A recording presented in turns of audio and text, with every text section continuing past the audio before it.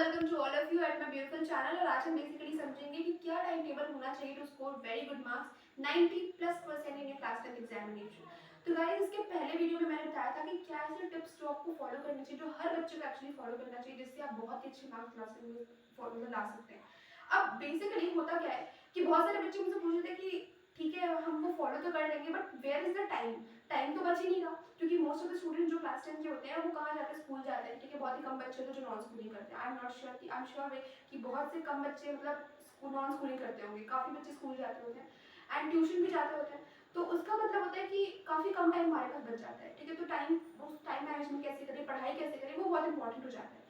तो गाइस, सबसे इंपॉर्टेंट चीज़ तो ये है कि अगर मैं अपनी बात करूँ तो मैंने ऐसा कोई ट्यूशन नहीं ली थी क्लास 10 में। जो भी यूट्यूब पे कंटेंट पढ़ता था मैं उसी से पढ़ती थी। तो आपको भी मैं वही सजेस्ट करूँगी कि आप अगर आपको लग रहा है कि मेरे ट्यूशन से कुछ मुझे आउटपुट नहीं मिल रहा है, या मेरा मुझे कुछ भी ऐसा आउटकम नहीं दिख रहा है, तो प्लीज़ आप उस ट्यूशन को छोड़ दीजिए, या तो वो ऑनलाइन हो चाहे ऑफलाइन हो। बिकॉज इट्स वेरी इंपॉर्टेंट, जो कि मैंने प्रीवियस वीडियो में बात की थी कि सेल्फ स्टडी बहुत इंपॉर्टेंट है। और अगर आप सेल्फ स्टडी के लिए पढ़ाई नहीं निकाल टाइम नहीं निकाल पा रहे हैं, तो बहुत ज़्यादा आप एक तरह से अपना लॉस करवा रहे हैं। ठीक है, आपको पढ़ाई का टाइम नहीं मिल पा रहा है because of so much things, so much mess in your life. तो इस वजह से मैं आपको सजेस्ट करूँगी कि अगर आप ऑनलाइन कोचिंग अगर आप कर रहे हैं, ऑफलाइन कोचिंग कर रहे हैं और आपको कोई आउटकम नहीं मिल रहा है, तो प्लीज़ लीव इट। ओके, अब मैं बात करती हूँ कि सबसे इंपॉर्टेंट जो फर्स्ट होता है टाइम टेबल बनाने के लिए, वो ये होता है कि आपको अपना प्रोडक्टिव टाइम देखना है। आज भी बहुत से ऐसे बच्चे हैं क्लास 10 में जो कि सुबह 7 बजे उठेंगे, रात को 10 बजे सोएंगे।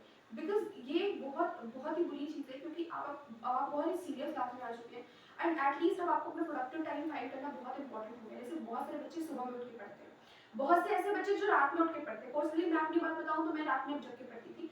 बहुत से ऐसे बच्चे जो सुबह उठ के 4 बजे 5 बजे उठ के उनका टाइम माइंड बहुत ज़्यादा शार्प होता है, तो वो पढ़ते हैं। तो प्रोडक्टिव टाइम निकालना बहुत सिंपल है। आप क्या करिए, आप सुबह में उठने की कोशिश करिए और रात में जगने की कोशिश करिए। जिसमें भी आप बहुत कंफर्टेबली कर पा रहे हैं जो चीज़, वो आपको प्रोडक्टिव टाइम है, और वहीं पे आप अपना पढ़ना स्टार्ट करिए।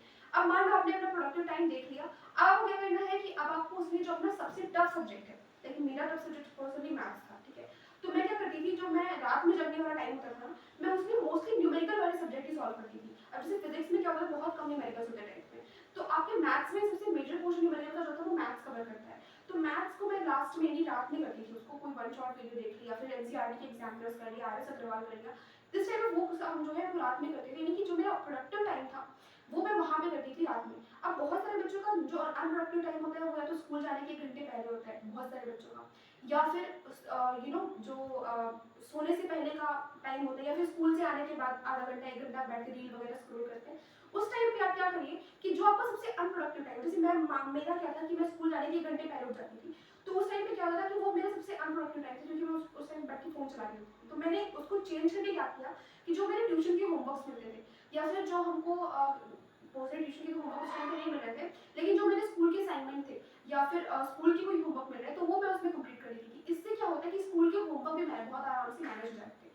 अब आप मान लीजिए फॉर एग्जाम्पल 6 बजे तक आप पूरा स्कूल वगैरह ट्यूशन वगैरह खत्म करके प्रॉपर नैप वगैरह ले करके आप 6 बजे आप पढ़ाई करने बैठे। ठीक है, 6 बजे से अब आपको कैसे पढ़ाई करनी है, जैसे फॉर एग्जाम्पल अगर आपको स्कूल में जो टॉपिक पढ़ाया गया है, ठीक है, स्कूल में जो टॉपिक पढ़ाया गया है उसको घर पे आके रिवाइज करना है, वेरी वेरी इंपॉर्टेंट। उसको रिवाइज करने के बाद उसको क्वेश्चन प्रैक्टिस करनी है। फॉर एग्जाम्पल आपको स्कूल में कुछ समझ नहीं आया, ठीक है, तो आप घर पे आएंगे, उसके वन शॉट वीडियो देखेंगे जहाँ से भी आपको समझ में आता है। पर्सनली मैंने कौन सा देखा था, तो मैंने मैग्नेट ब्रेन को उस टाइम पे देखा था, बहुत ही अच्छे टीचर्स थे। अब मुझे नहीं पता, बट उस टाइम पे वो भी बहुत फेमस चैनल था उस टाइम पे, तो मैंने वही देखा था। अगर आपको जो भी चैनल पसंद आता है वहाँ से उन टीचर से पढ़िए, जैसे कि शोभित निर्वाण और दिलराज सर भी बहुत अच्छा पढ़ाते हैं, तो आप उनसे भी देख सकते हैं। दिलराज से पर्सनली मैंने एसएसटी पढ़ी थी, पूरी 9th 10th मैंने उन्हीं से पढ़ी थी। ठीक है, तो आप वहाँ भी क्या कर सकते हैं कि अपना 6 बजे से लेकर के अपना जो भी अपना कोई थ्योरी वाला सब्जेक्ट पढ़िए, जैसे साइंस में बायो हो गया, एसएसटी हो गया, ये सारे सब्जेक्ट ना आप उस 6 बजे से 7 बजे 8 बजे वाला टाइम पीरियड होता है ना, वहाँ पे पढ़िए। क्योंकि वो थ्योरी वाला सब्जेक्ट पढ़ने का बहुत, क्योंकि रात में थ्योरी पढ़ेंगे तो नींद आएगी, ठीक है, सुबह में भी नींद आती है। तो थ्योरी पढ़ने का जो सबसे सही टाइम है वो आता है कि आप जो अपना पूरा काम कंप्लीट करके जो 6 बजे या 7 बजे आप पढ़ने बैठते हैं, तो वहाँ भी अपना थ्योरी वाला सब्जेक्ट कंप्लीट करिए। उसके बाद से आप क्या करिए कि वहाँ उसके बाद आपको क्वेश्चन करना है, ठीक है, जो भी एनसीईआरटी क्वेश्चन जितने भी आप कर सकते हो एनसीईआरटी क्वेश्चन करो। उसके बाद आता है फिर आपको मान लो कि आपको प्रोडक्टिव टाइम सपोज दैट आपका 12 बजे से स्टार्ट हो रहा है, तो 12 बजे से 1 घंटा पहले आप निकालिए, यानी 11 बजे आप बैठिए।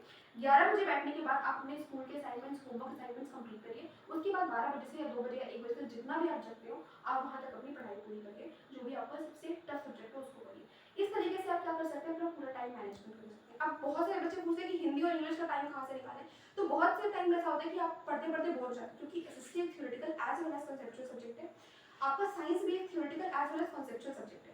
लेकिन जो हिंदी और इंग्लिश में उसमें कोई कॉन्सेप्ट नहीं होता, सिंपल स्टोरीज होती हैं उसमें। तो मैं आपको सजेस्ट करूंगी कि हिंदी और इंग्लिश में जब आप सबसे बोर फील कर रहे हो तो आप इंग्लिश की कोई क्योंकि स्टोरी होती है तो बहुत मजा आता है स्टोरी देखने में, ठीक है। कोई भी आप वन शॉर्ट लेसन देखिए तो 30 से 40 मिनट का वो लेसन होता है, आपको बहुत मजा भी आएगा पढ़ने में, आपको ऐसा लगेगा कि आपका माइंड भी फ्रेश होगा, एक ब्रेक टाइम में बहुत परफेक्ट जाता है उससे, ठीक है। तो आई होप आपको समझ में आ गया होगा मैंने किस तरह बताया है। हाँ, अगर आप अर्ली राइजर है, फॉर एग्जाम्पल मैंने नाइट आउल के लिए बताया है, लेकिन अगर आप अर्ली राइजर है तो आप क्या कर सकते हैं कि सारी चीजें रिवर्स कर सकते हैं, ठीक है। अपना प्रोडक्टिव टाइम वहाँ पे कैलकुलेट कर सकते हैं, स्कूल के 1 घंटे पहले आप अपना होमवर्क असाइनमेंट कर सकते हैं, लाइक स्कूल के नॉर्मली आप 3 घंटे पहले उठिए, ठीक है, 2 घंटे आप अपना टफ सब्जेक्ट पढ़िए और स्कूल के 1 घंटे पहले अपना होमवर्क असाइनमेंट करिए, ठीक है। फिर आप स्कूल जाएंगे, उसके बाद से फिर से वही साइकिल 6 बजे से आपका थ्योरेटिकल सब्जेक्ट हो जाएगा, फिर 10 बजे आप सो जाएंगे, 10 से 11 बजे सो जाएंगे, ठीक है, फिर सुबह उठेंगे। तो मैंने दोनों तरीके से आपको समझा दिया है कि अगर आप अर्ली राइजर है या फिर अगर आप नाउट आउल है तो किस तरह का आपका टाइम टेबल होना चाहिए, ठीक है। अगर आपको वीडियो पसंद आया हो तो प्लीज लाइक करिए एंड सब्सक्राइब करिए। Thank you so much for watching to the end. Thank you.